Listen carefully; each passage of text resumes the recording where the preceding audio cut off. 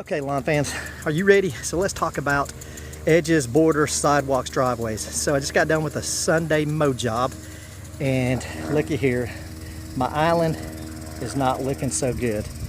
And so while I was cutting, I stopped here and I pulled out a few runners in here, seeing how bad it was. And here's one of the runners right here that I pulled out. Here is the top of it, and this is where the root system broke off. When I pulled it out, it looked like that right there. Now look how deep into the grass that goes.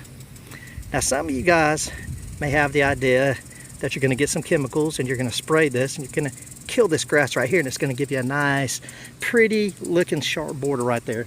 And that's not what happens. You go and you get this and you spray it. You spray it all along your borders, and then a week later you're looking at something like this. I'm going to throw a picture up here. It came out and it killed the rest of your grass. That's because you have a root system.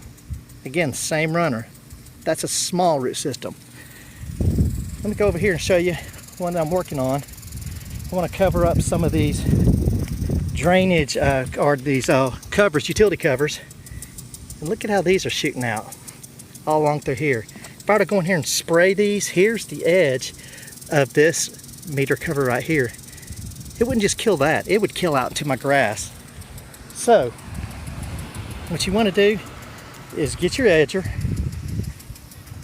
or weed eater, whatever you got, come through here, clean this border up, then get you a half moon edger and manually come through, dig down to about 2 to 4 inches, and make it a sharp cut straight down to the ground. And that's going to make it a whole lot easier to clean this up and prevent the grass from growing out into your islands, your borders. On your driveway, weed eat those, edge those, or just reach down and pull them up. But do not come over here to the edge of your driveway and say, hey, I've got a runner right here. I'm going to spray that and I'm going to kill that so it won't come back. Because if you do that, it's going to come out here and it's going to kill your grass.